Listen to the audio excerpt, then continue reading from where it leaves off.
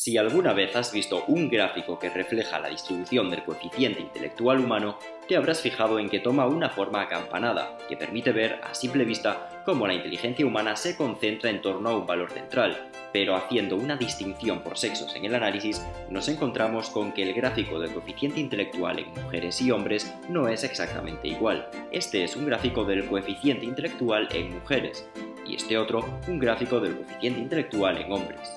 Son muy parecidos, pero como puedes observar, se aprecian algunas diferencias. El gráfico femenino es más alto en el centro que el masculino, y este último es más alto en los extremos que el femenino. A este fenómeno se lo conoce como hipótesis de la variabilidad, en este caso en el coeficiente intelectual.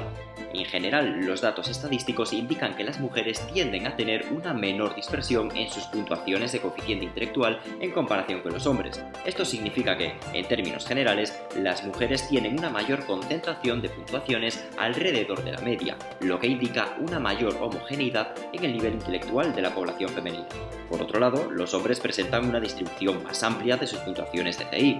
Esto implica que, si bien también hay muchos hombres con puntuaciones cercanas a la media, se observa una mayor presencia de casos extremos tanto por encima como por debajo de la media en comparación con las mujeres. En otras palabras, mientras que la población de mujeres con inteligencia promedio es más alta, la población masculina muestra una mayor variabilidad de los resultados de inteligencia, lo que se traduce en una mayor incidencia de discapacidad intelectual y superdotación en comparación con las mujeres. Es decir, hay más hombres con deficiencia mental que mujeres que la padecen y también hay más hombres superdotados que mujeres superdotadas. ¿Y esto por qué sucede? Pues bien, esta diferencia en la distribución de la inteligencia entre hombres y mujeres ha sido objeto de debate e investigación. Algunos expertos sugieren que podría estar relacionada con factores biológicos y genéticos.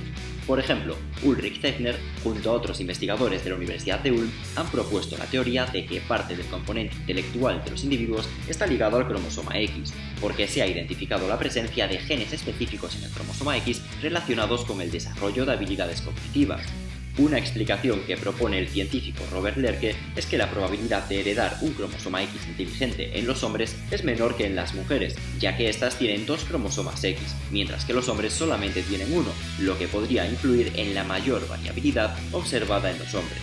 Para ilustrarlo de forma sencilla y más tangible, es como evaluar a un grupo de alumnos con un solo examen y a otro grupo con dos exámenes.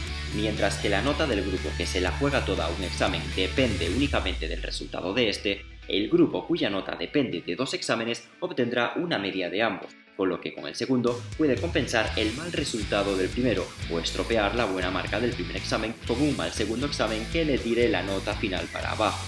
Yendo al caso de los cromosomas y midiendo la inteligencia de 0 al 10, si un hombre recibe un cromosoma X con inteligencia 8, tendrá una inteligencia por encima de la media y se encuadrará en el grupo de los superdotados, mientras que si recibe un cromosoma con inteligencia 2, padecerá de discapacidad intelectual. Por su parte, una mujer que recibe un cromosoma X con inteligencia 8 y otro cromosoma X con inteligencia 2 obtendrá una inteligencia media de 5 y pasaría a formar parte del grupo de inteligencia promedio. Entonces, para que esta mujer fuese superdotada, necesitaría recibir no uno, sino dos cromosomas altamente inteligentes, y a la inversa para incurrir en una discapacidad intelectual. Esta es apenas una posible explicación desde la perspectiva genética de por qué hay más hombres superdotados y más hombres con deficiencia intelectual que mujeres con ambas condiciones, y por qué hay más mujeres con una inteligencia promedio. Pero hay que tener en cuenta que la inteligencia no depende únicamente de factores biológicos y genéticos.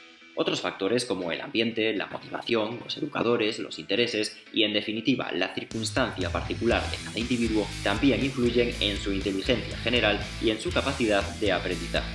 Entonces, sabiendo que la mayoría de mujeres y hombres tienen una inteligencia promedio, pero que hay más casos de superdotación y discapacidad en estos últimos, volvamos sobre la pregunta inicial del vídeo. ¿Son más inteligentes los hombres o las mujeres? Pues la respuesta es sencilla, ninguno. En términos generales, ni los hombres son más inteligentes que las mujeres, ni las mujeres más inteligentes que los hombres. Únicamente existe más dispersión en la inteligencia de ellos y más homogeneidad en la inteligencia de ellas.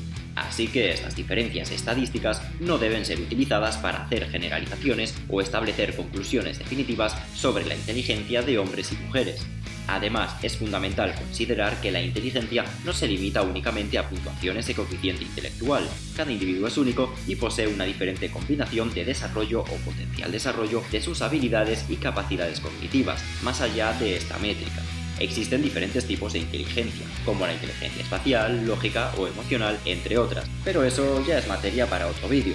Así que aquí doy por terminado el vídeo de hoy. Espero que te haya resultado interesante y si es así, házmelo saber con un like o en los comentarios y compartiéndolo con mucha gente. Nos vemos en el próximo vídeo.